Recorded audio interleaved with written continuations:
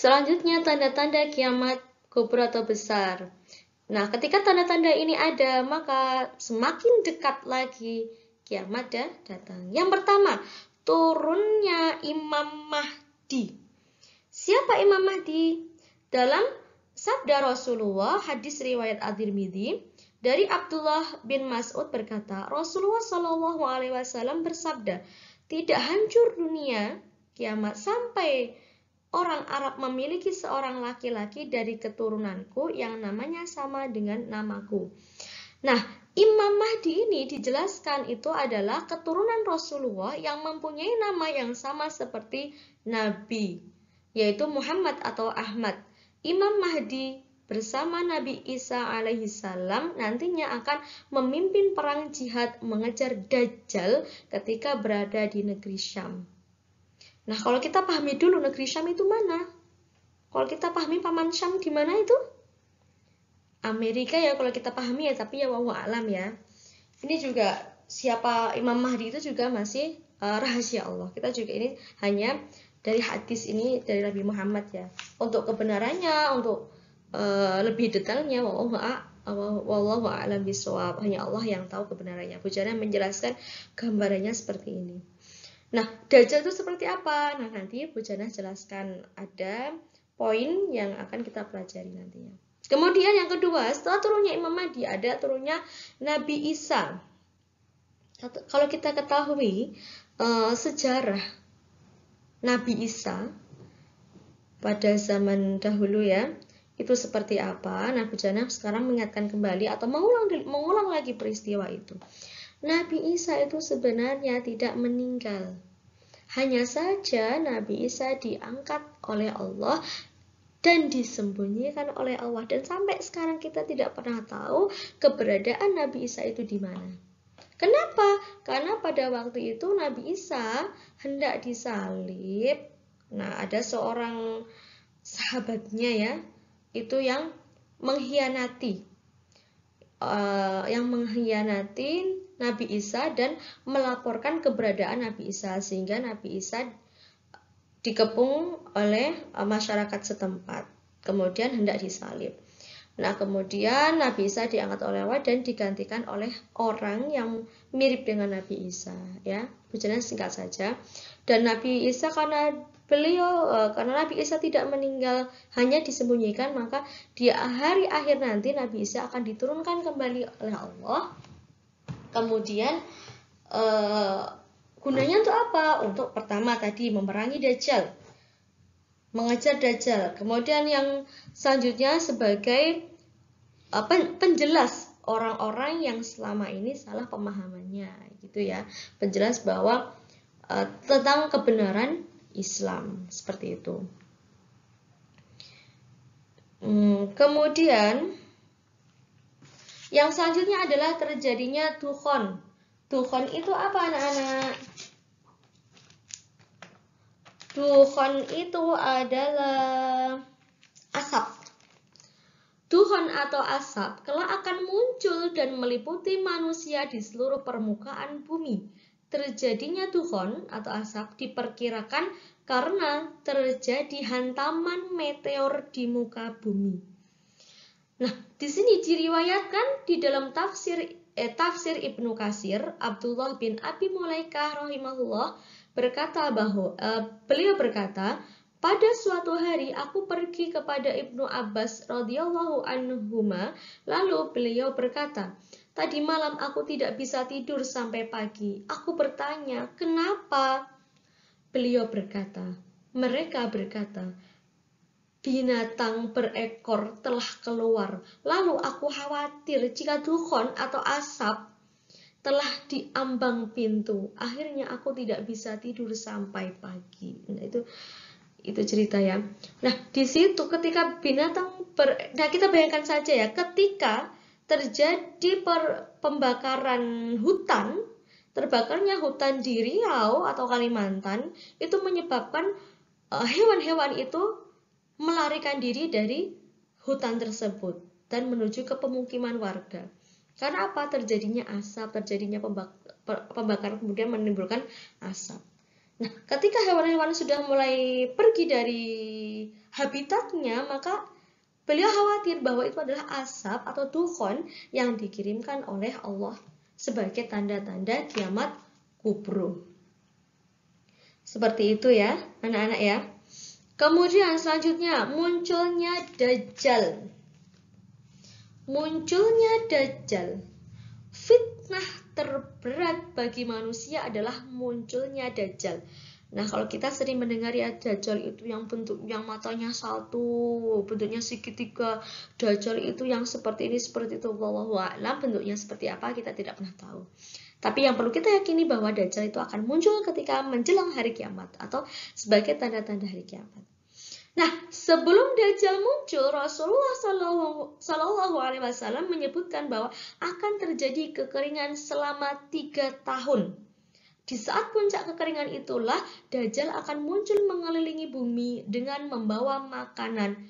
Ia diberi kemampuan oleh Allah untuk menghidupkan tanam-tanaman dan ternak yang mati, menurunkan hujan, bahkan menghidupkan orang mati. Nah, coba kita bayangkan selama 3 tahun dunia ini, bumi ini sedang mengalami kekeringan. Ketika kekeringan maka tidak akan ada tumbuhan atau pohon yang tumbuh. Tidak akan ada hewan yang bisa hidup. Karena kita butuh air, semuanya butuh air.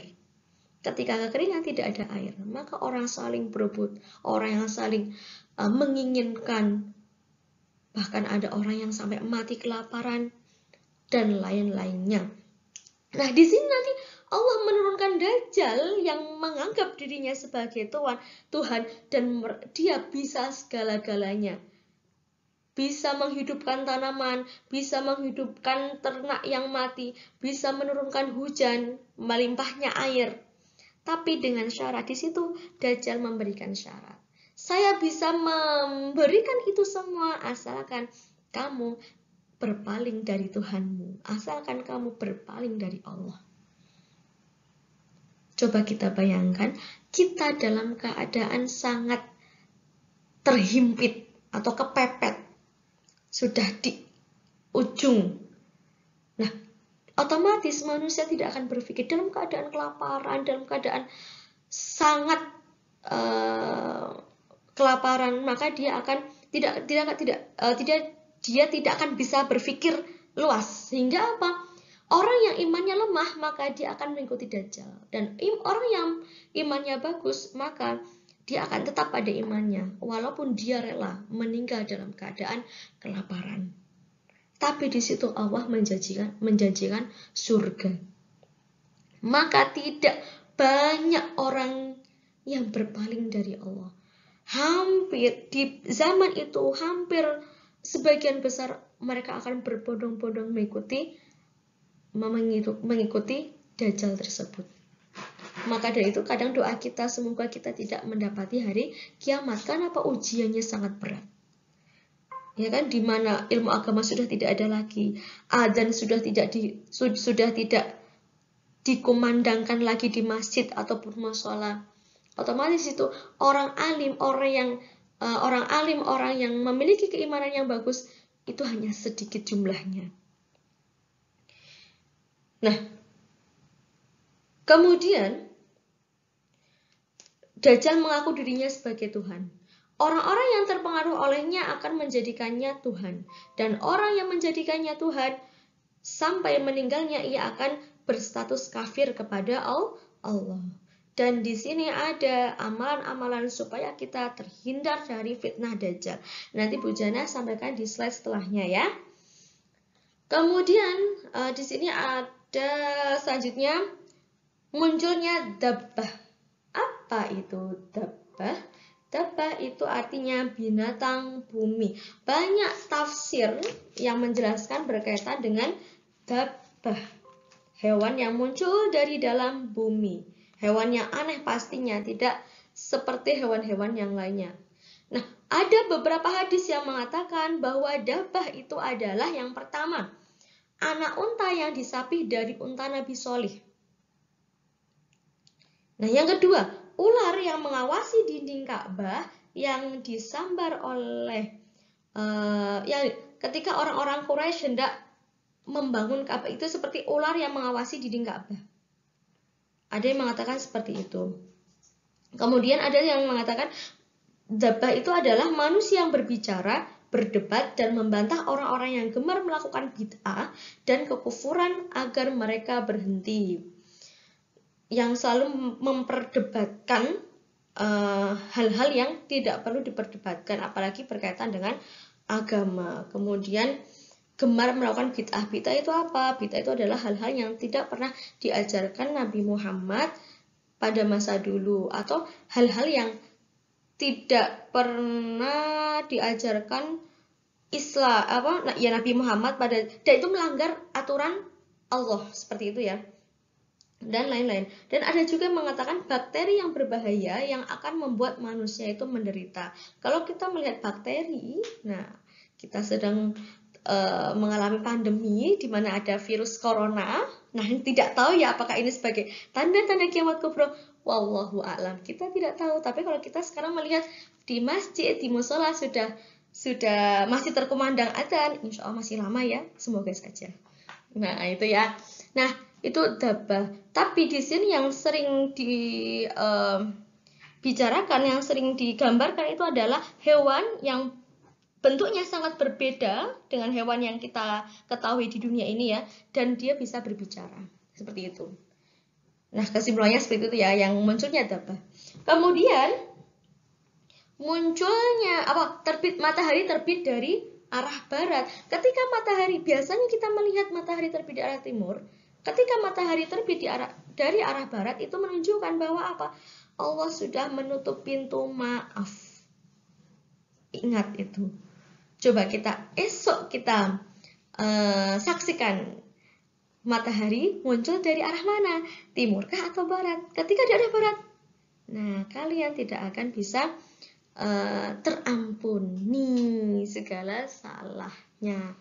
Nah, kemudian yang ketujuh ada munculnya Ya'juj dan Ma'juj.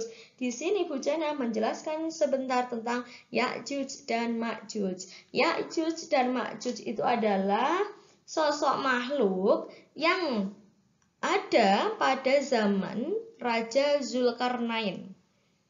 Nah, Ya'juj dan Ma'juj ini pada waktu itu suka memerangi, suka berperilaku kejam, semena-mena terhadap orang-orang yang selalu mengesahkan Allah, yang selalu taat kepada Allah. Itu Ya'juj dan Ma'juj. Kemudian Raja Zulkarnain ini membuat sebuah benteng untuk mereka supaya mereka tidak bisa memerangi orang-orang yang selalu mengesahkan Allah, atau orang muslim ya, orang Islam. Nah, di situ berarti sampai sekarang, dan Ya'juj dan Ma'juj ini sampai sekarang itu masih ada, namun keberadaannya kita tidak pernah tahu. Ada yang mengatakan dia ada di Cina, karena Cina itu banyak bukitnya. Karena apa?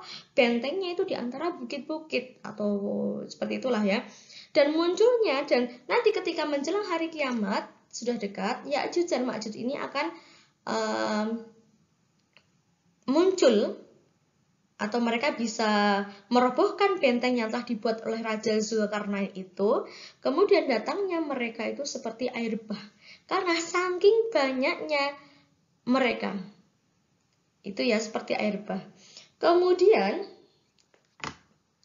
Ya'juj dan Ma'juj itu adalah muncul setelah Nabi Isa turun ke bumi. Mereka memang bangsa yang tidak pernah terkalahkan dibandingkan, dan jumlahnya sangat banyak tadi ya. Kemudian Ya'juj dan Ma'juj akan mati secara serentak setelah Allah mengirimkan ulat-ulat ke tubuh mereka. Kemudian Allah mengutus burung-burung yang lehernya seperti unta untuk membawa mereka dan membuang bangkainya. Maka berakhirlah riwayat Ya'juj dan Ma'juj. Itu ya, itu kisah sedikit tentang Ya'juj dan Ma'juj. Kemudian yang terakhir itu ada terjadi 3 penanggalan penenggelaman bumi, yaitu dari arah barat, timur, dan jazirah Arab. Maksudnya apa? Terjadi bencana yang sangat dahsyat dari arah barat, timur, dan jazirah Arab. Kemudian ada sebuah hadis dari diriwayatkan dari Ummu Salamah radhiyallahu anhuma, beliau berkata, aku mendengar Rasulullah SAW bersabda, sepeninggalanku akan terjadi penenggelaman di timur, penenggelaman di barat, dan penenggelaman di jazirah Arab. Aku bertanya, apakah bumi akan ditenggelamkan sementara di dalamnya ada orang-orang yang solih? Rasulullah SAW berkata kepadanya, jika penduduknya sudah banyak melakukan kefasikan dan kekejian, fasik, dia tidak beriman, tidak mentaati apa yang diperintahkan oleh Allah, lebih banyak melakukan apa yang dilarang oleh Allah. Jadi Allah menenggelamkan atau meratakan bumi itu, ya. Itu tanda-tanda dari kiamat kubro. Jika ada pertanyaan nanti bisa ditanyakan Bu Jana secara WA pribadi ataupun lewat Google Classroom ya. Nah, tadi Bu Jana sudah janji ya doa terhindar dari Dajjal, fitnah Dajjal. Itu ada doanya, yaitu Allahumma inni a'udzubika min adzabil qabri wa min adzabi jahannam wa min fitnatil mahya wal mamat wa min syarri fitnatil masihid dajjal.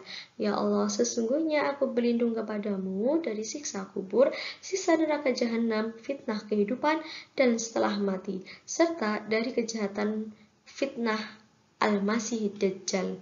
Nah, anak-anak ini bisa doa ini bisa dilakukan setelah sholat, ya. Kemudian selain itu ada juga kita dengan cara apa? Menghafalkan 10 ayat pertama atau 10 ayat terakhir dari surat Al-Kahfi. Nah, kita sering membacanya, hafalkan, kemudian sering kita murojaah, dan kita baca juga setelah sholat boleh, atau kapanpun juga boleh, biar kita terhindar dari fitnah Dajjal. Seperti itu ya anak-anak ya. Nah, setelah ini Bu Jana akan menjelaskan hikmah beriman kepada hari akhir.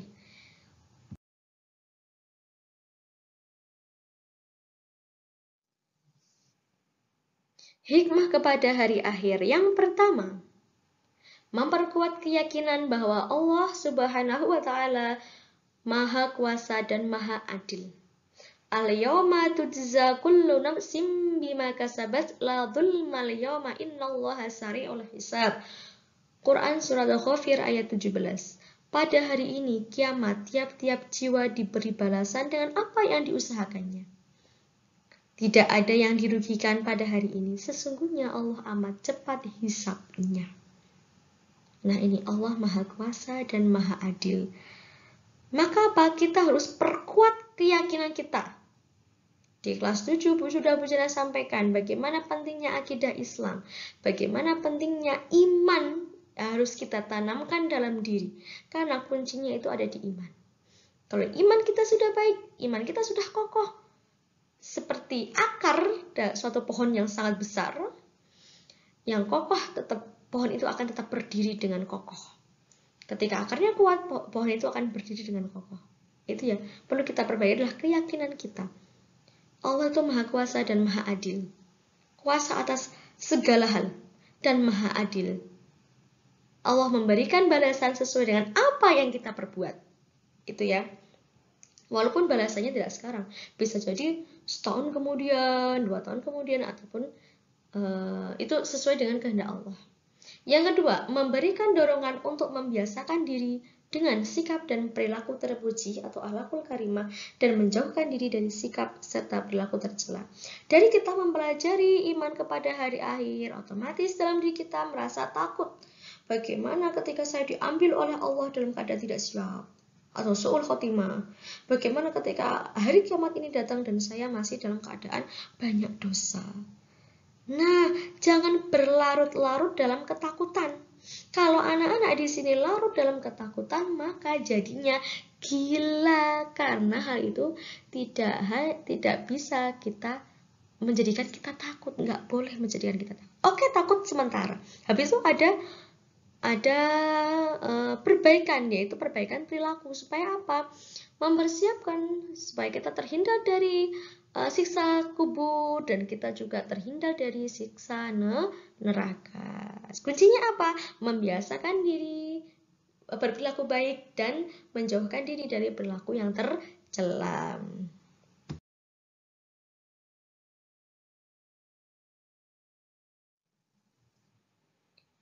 Kemudian yang ketiga, memberi dorongan untuk bersikap optimis, tawakal, dan sabar meskipun tertimpa kemalangan. Optimis, yakin, percaya diri, penuh dengan percaya diri itu ya optimis. Husnudon berpositif thinking juga. Selain percaya itu juga berpositif thinking. Jadi beda ya antara optimis dengan ambisius. Mungkin kalau optimis ini lebih positif ya. Ketika anak-anak menginginkan sesuatu, misalnya saya ingin menjadi orang yang baik, saya ingin masuk neraka, maka anak-anak harus optimis. Saya bisa melakukannya. Saya bisa istiqomah. Mungkin kalau ambisius lebih ke bagus, ambisius bagus.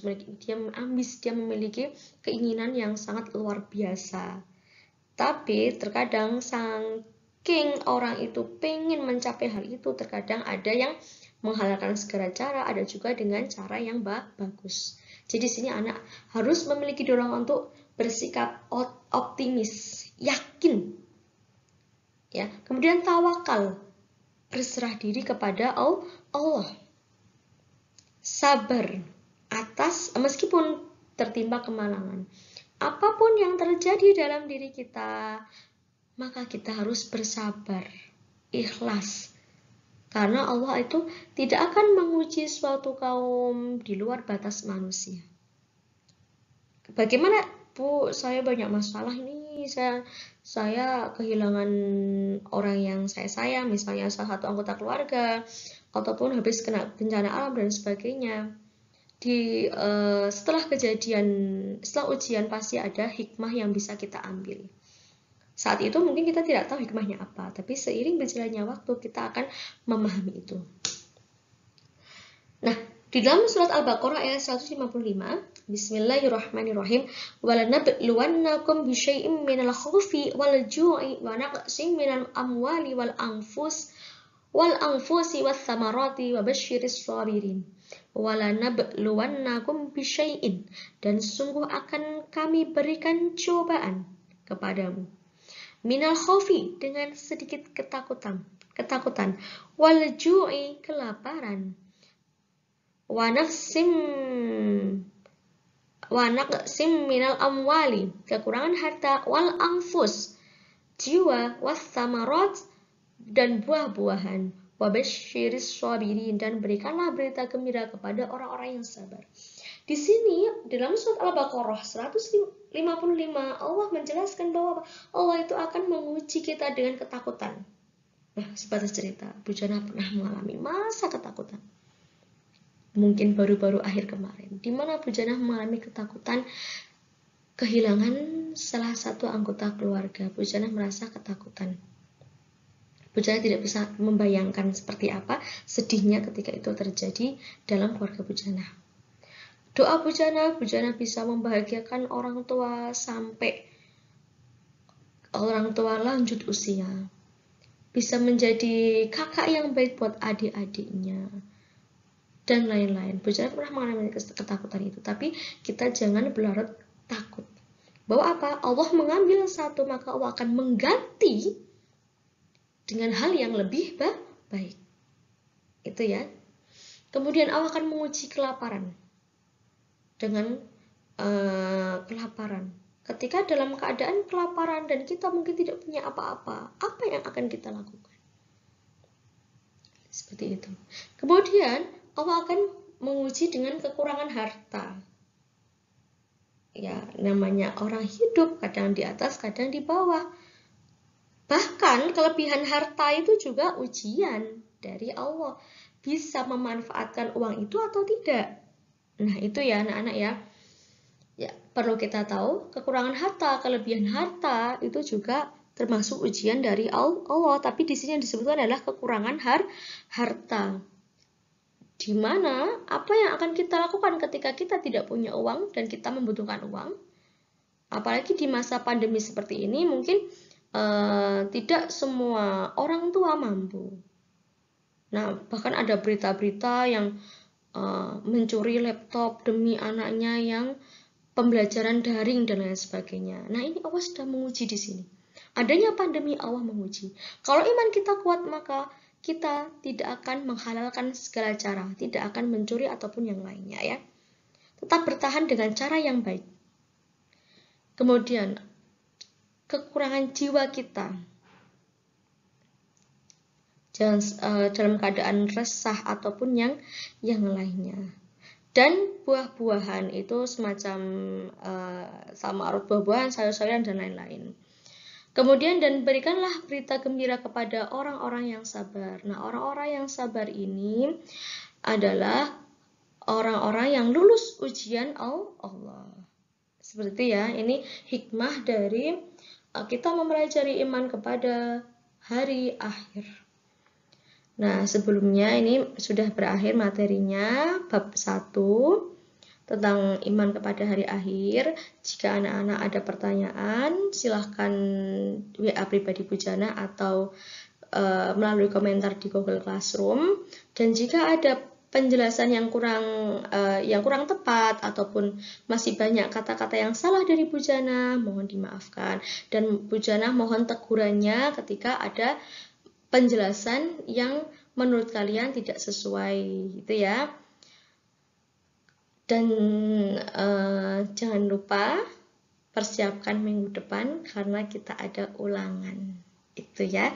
Ulangannya apa? Bentuknya seperti apa? Rahasia. Yang pasti soal terkait materi-materi yang sudah Bu Jana ajarkan. Oke. Dan yang namanya ujian, ulangan atau penilaian harian, anak-anak dilarang untuk mencontek, harus jujur. Siapa yang mengawasi? Allah langsung. Ingat, ini tentang hari kiamat, hari akhir. Tadi kalau anak-anak kan aturannya tadi apa hikmahnya, kita menjalankan sikap positif, hal-hal yang diperintahkan Allah dan menjauhi larangannya, atau menghindari akhlak yang buruk. Nah, jujur itu adalah akhlak yang baik. Maka perlu ditanamkan ya ketika ulangannya dan ketika anak-anak nyontek. Nah, urusannya kalian dengan Allah. Nah, itu ya. Setelah kita membahas ulangan tadi dan sudah menjelaskan materi, sekarang tugas untuk kalian, bacalah kisah teladan penasaran dengan calon penghuni surga di buku paket Pendidikan Agama Islam dan Budi Pekerti halaman 19-21. Kalian baca, cermati, telaah, kemudian kalian tuliskan hal positif apa yang kalian dapatkan dari kisah itu, kemudian ditulis lalu diupload di tugas pribadi ya, di tugas Google Classroom ya, diupload di situ, dan Bu Jana tidak menerima lewat WA. Nah, itu yang bisa Bu Jana sampaikan. Wabillahi taufiq wal hidayah. Wassalamualaikum warahmatullahi wabarakatuh.